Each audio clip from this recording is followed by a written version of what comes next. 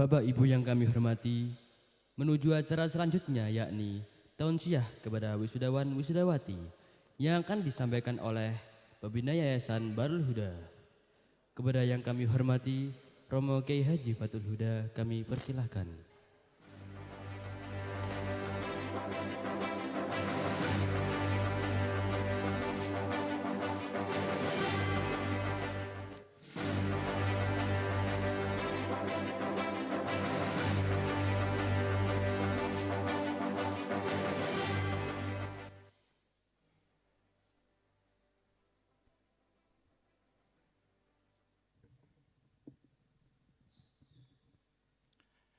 Bismillahirrahmanirrahim. Assalamualaikum warahmatullahi wabarakatuh. Bismillah, alhamdulillah, wassalatu wassalamu ala rasulillah wa ala alihi wa sahbihi wa mawalah. Subhanaka la ilma lana illa ma'alamtana innaka antal alimul hakim, amma ba'du. Yang saya hormati Bapak Profesor Dr. Mustafa Hilmi sebagai narasumber, dan juga Bapak Profesor Dr. Sugeng ya. Yang saya hormati pengurus yayasan dan direktur lembaga pendidikan Islam, para kepala sekolah, para asatidz dan asatidzah, Ibu dan Bapak wali santri rahimakumullah. Pertama, saya sampaikan terima kasih atas terenggalnya acara pagi hari ini pada semua saja yang berpartisipasi, utamanya pada dua profesor ini yang telah menyempatkan hadir di acara yang kita harapkan motivasinya ini. Dan terima kasih pada pengurus yayasan dan para asatidz dan asatidzah, dan juga ada orang tua santri yang telah mengantarkan putra putrinya sampai selesai lulus SMA ini, dan alhamdulillah banyak yang punya prestasi yang memuaskan. Bapak Ibu yang saya hormati, selanjutnya saya ucapkan selamat pada santri, pada anak-anakku yang hari ini wisuda.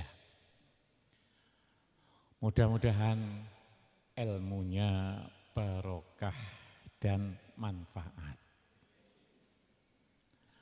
Kuncinya orang itu sukses manakala ilmunya barokah dan manfaat.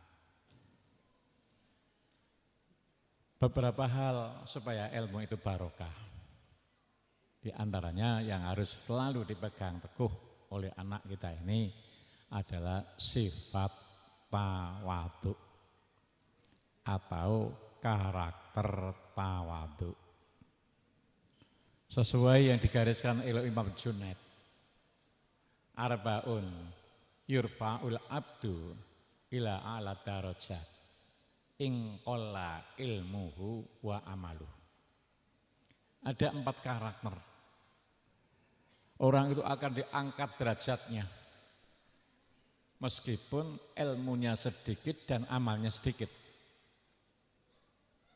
Jadi di sini semuanya kalah dengan 4 karakter ini, meskipun tidak seberapa pinter, tidak seberapa banyak amal, tapi kalau punya 4 karakter ini derajatnya akan diangkat derajat yang tertinggi oleh Allah Subhanahu wa ta'ala. Satu di antara 4 itu adalah at-tawadhu, yaitu harus punya sifat rendah hati, bukan rendah diri ya, rendah hati, tawadhu. Tawadhu ini punya energi yang luar biasa. Terutama tawadhu pada orang tua, tawadhu pada guru, tawadhu pada orang tua. Ini adalah kunci daripada kesuksesan. Kita masih ingat apa yang disampaikan oleh Habib Novel beberapa bulan yang lalu. Ada seorang atau dari UNER yang meneliti pada Habib Ali. Kebetulan ini di Fakultas Ekonomi. Yang diteliti kenapa Habib Ali ini from zero to hero. Dari orang yang belum punya penghasilan apa-apa, sekolahnya pun ikut di pantai asuhan. Karena saking melaratnya itu. Kemudian berikutnya menjadi pedagang bakso. Kemudian sekalipun sampai punya nama Ali Bakso, karena bukan hanya pedagang bakso tapi pembantu orang yang dagang bakso. Pada akhirnya menjadi seorang yang sukses, bisa mengangkat saudaranya, bisa mengangkat keponakannya, karena kesuksesannya yang tidak terhingga. Dari UNER ini tanya, Habib kok bisa sukses seperti itu, apa kuncinya? Kemudian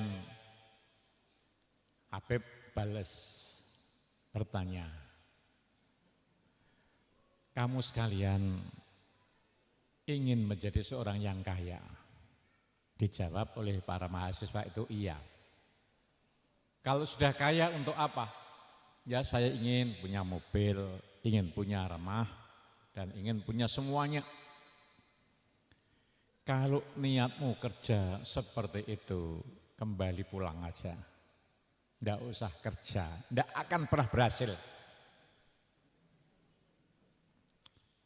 Kemudian bagaimana yang bisa berhasil?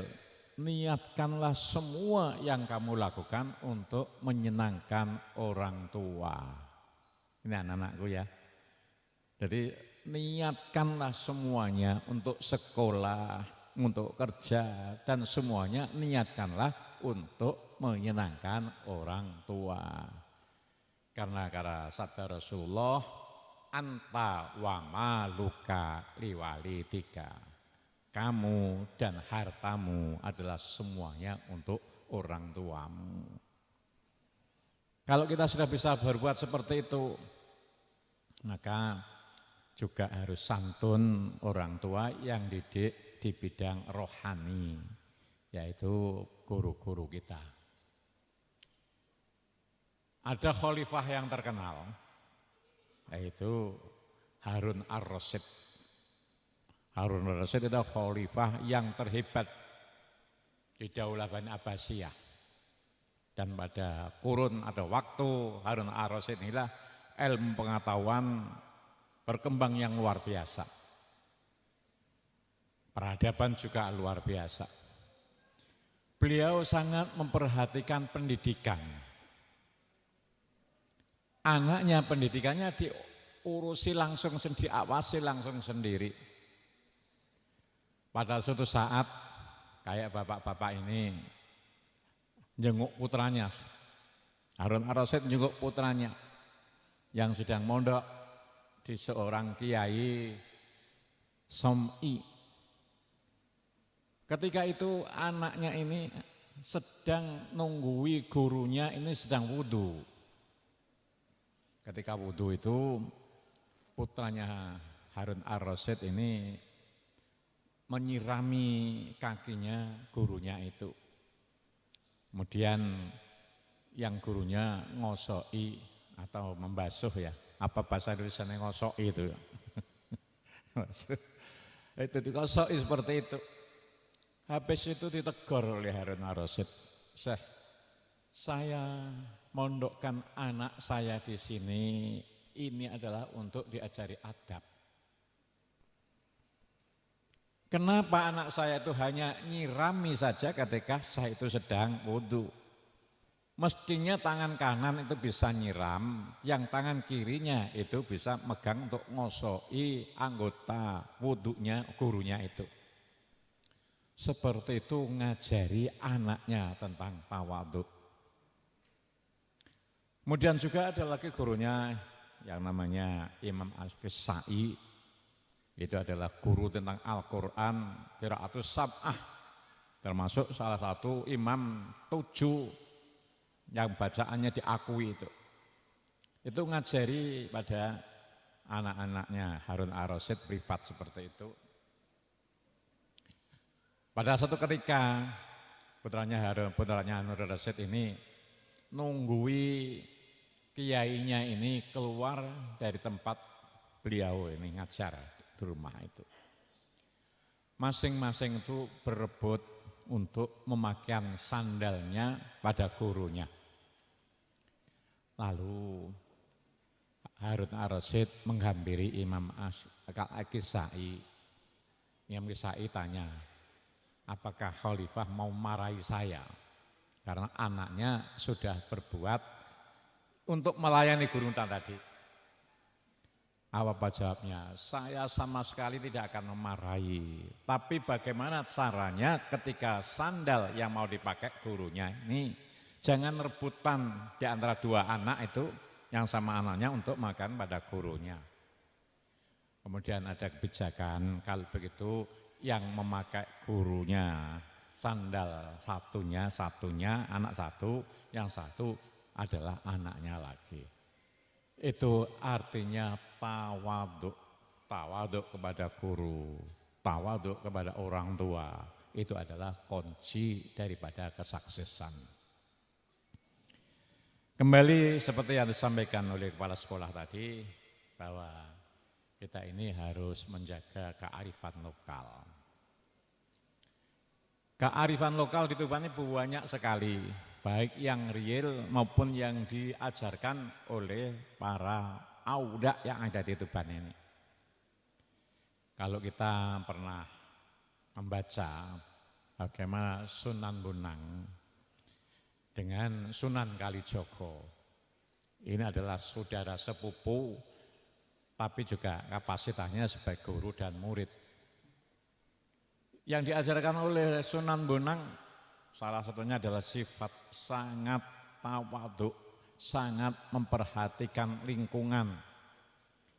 Di antaranya ketika Sunan Kalijogo itu mau merebut tongkatnya Sunan Bonang, sampai Sunan Bonang ini jatuh. Sehingga Sunan Bonang itu nangis di sana. Kalau kamu ingin memperoleh emas yang banyak, di situ ditunjukkan kaulang kaling bisa menjadi emas. Yang kita ambil pelajaran apa? Sunan Bonang tidak marah sama sekali, tapi tetap dengan kearifannya menunjukkan bahwa beliau ini adalah seorang yang punya karomah. Kemudian nangisnya kenapa? Bukan nangisnya itu karena kecewa dengan tindakan kasarnya sepupunya. Tapi nangisnya ini karena ada rumput yang kena ketika beliau ini jatuh, rumputnya tercabut. Berarti ini adalah kearifan lokal, bagaimana sikapnya seorang wali, bagaimana caranya untuk melindungi lingkungannya, sampai tercabutnya rumput itu pun menjadi satu yang disesalkan. Kemudian Sunan Kalijogo yang diceritakan 2 tahun nunggu teken di sungai sampai kelihatan hanya lumut saja. Itu tidak mungkin seorang wali meninggalkan syariat, tidak sholat, tidak mungkin.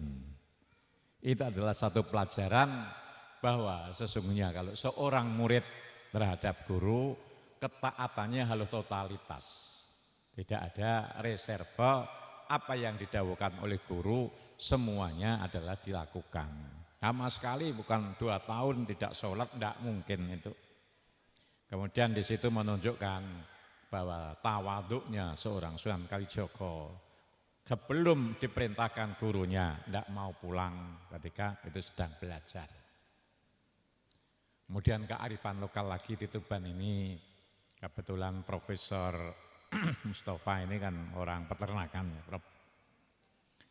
Saya dulu mengkaji kenapa yang banyak bisa naik haji dan bisa nyekolahkan itu petani-petani yang notabene menurut hitungan bisnis tidak ketemu. Ternyata yang banyak bisa naik haji itulah jualan sapi. Kemudian saya juga ingin mengembangkan sapi, bagaimana sapi ini bisa dikembangkan secara ekonomi, bisnis. Ternyata tidak ketemu. Pakai ilmu yang baru tidak ketemu sapi ini. Pakai konsentrat, pakai obat-obatan, itu tidak ketemu. Karena apa? Semuanya harus dibayar. Tetapi kenapa populasi sapi di Tuban ini semakin tahun semakin banyak? Bahkan sampai saya tinggal itu 350.000 terbanyak di Pulau Jawa ini, Nerjama. Dan ini adalah sesuatu yang sangat produktif sekali yang bisa membantu petani-petani bisa naik haji, bisa nyekolahkan anaknya. Ternyata petani ini tidak pernah menghitung dirinya. Ketika berangkat ke ladang, itu pulangnya bawa rumput. Tidak pernah dihitung kalau kita menjadi peternak, itu kan ngitung sehari berapa. Kemudian butuh makan berapa dihitung, tidak ketemu. Dan ini bisa memberi manfaat yang luar biasa, tidak pernah ngitung dirinya karena seandainya petani itu tidak punya ternak pun, itu habis ke ladang juga tidak ngarit. Rumput-rumput liar juga tidak ada yang makan. Ini adalah sebuah kearifan lokal yang harus dilestarikan. Sehingga disinilah bisa mensedekahkan. Jadi tidak semua yang modern itu lebih baik. Dan kemudian kearifan lokal itu lebih jelek. Kadang-kadang kalau sudah merasa pinter, itu kan sering menyalahkan. Menyalahkan seperti ini. Ternyata kearifan yang lokal yang semacam itulah yang bikin kesejahteraan masyarakat Tuban, utamanya petani tadi. Ini salah satu contoh real. Kemudian bagaimana bisa mengembangkan dimodernisasi kearifan lokal, ini modernisasi seperti apa? Maka ketika di satu kesempatan Rasulullah ditanya oleh seorang petani kurma. Kurma ini tidak bisa berbuah kalau tidak dikawinkan. Ini bagaimana ya Rasulullah menurut pendapatmu? Kata Rasulullah adalah antum a'lamu bi umuri dunyakum. Kamu lebih tahu dengan urusan duniamu. Berarti tentang kearifan lokal ini adalah harus bisa mengamati sendiri. Baik di bidang ekonomi maupun di bidang akhlak. Kalau di bidang akhlak, saya pernah dengan orang Australia mau naik mobil. Sini nih, orang ini dulu kerja di TPPI. Ketika mau naik mobil, itu minta maaf pada saya. Maaf saya duduk di belakang. Padahal umumnya orang sini, kalau menghormati seseorang itu pasti disilahkan untuk duduk di depan kalau naik mobil itu. Kalau orang desa ya, dan saya kan baru duduk di belakang kan barusan jadi bupati ini aja Pak. Dulu kalau saya merasa dihormati kalau kita ini bisa mempersilahkan duduk di depan. Itu orang Australia tadi pas duduk di belakang saya di depan. Saya mohon maaf sekarang duduk di sini Pak. Ini kadang-kadang kan kita ini bingung.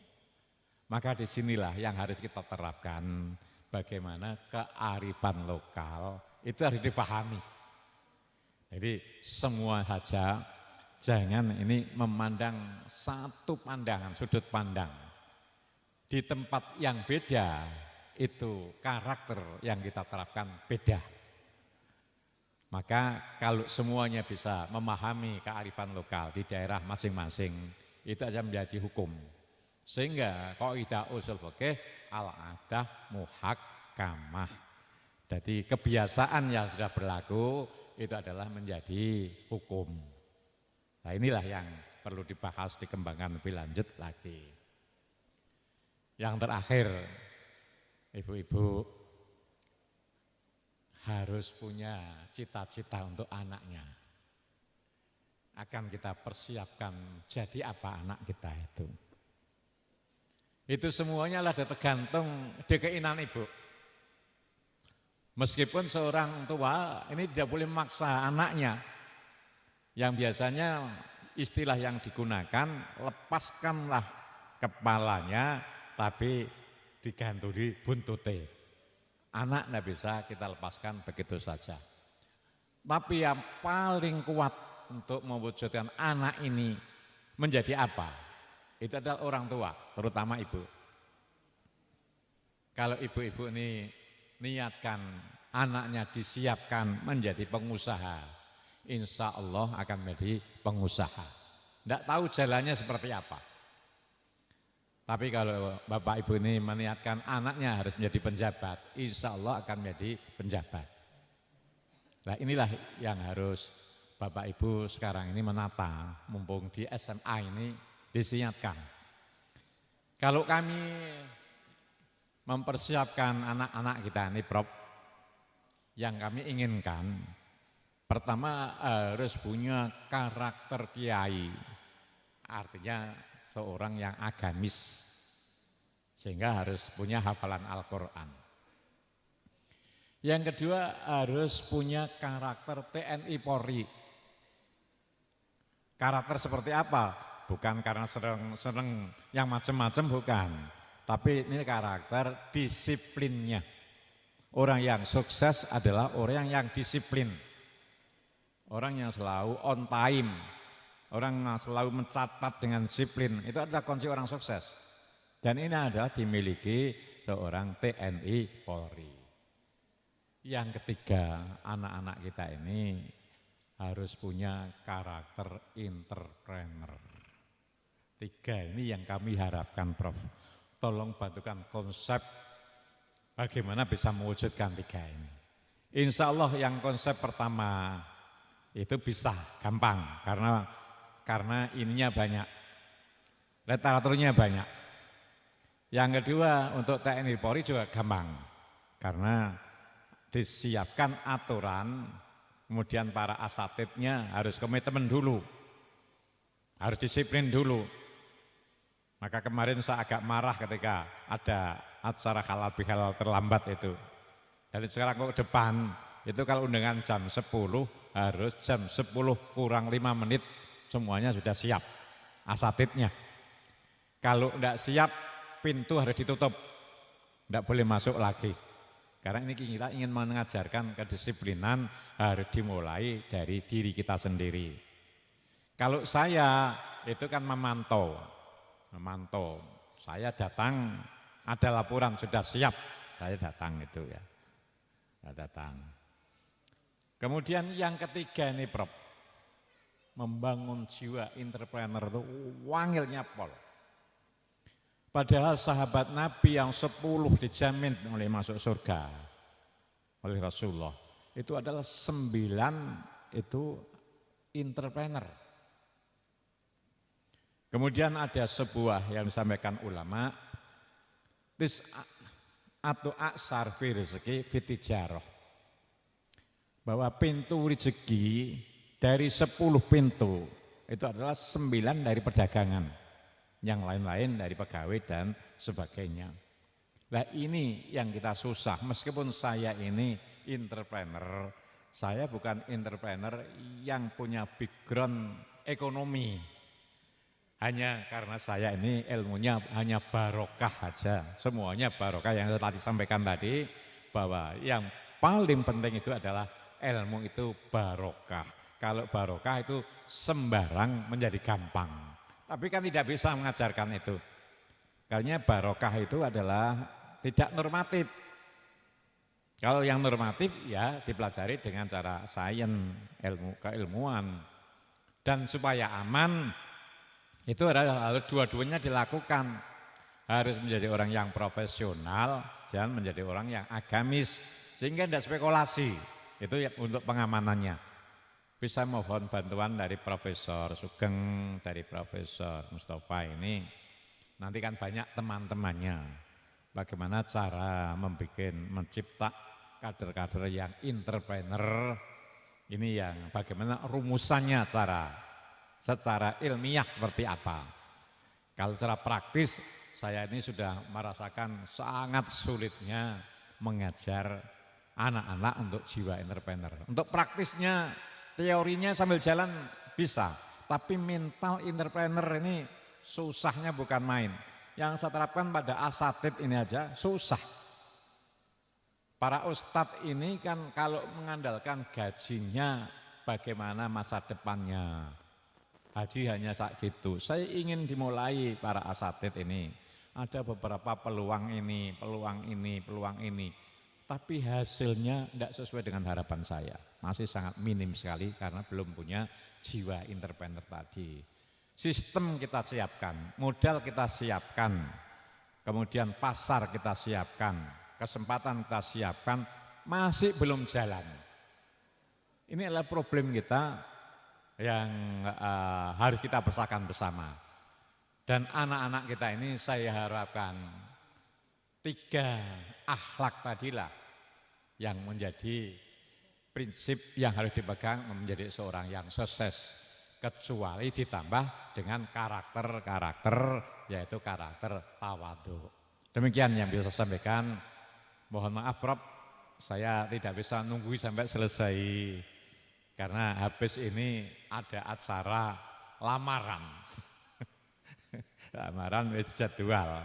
Maka saya mohon maaf, semestinya saya ingin diskusi dengan intelektual ini. Apalagi beliau ini backgroundnya adalah saya baca sekilas adalah dokter hewan kan. Pengembangan penyakit hewan sampai ke manusia. Nah, saya kan ingin, ini adalah potensi di Tuban yang semuanya bisa dikembangkan. Ingin belajar lebih banyak lagi tentang ini. Bahkan saya dulu punya keinginan. Saya kalau diberi kesempatan untuk bisa sekolah di S3, saya ingin masuk di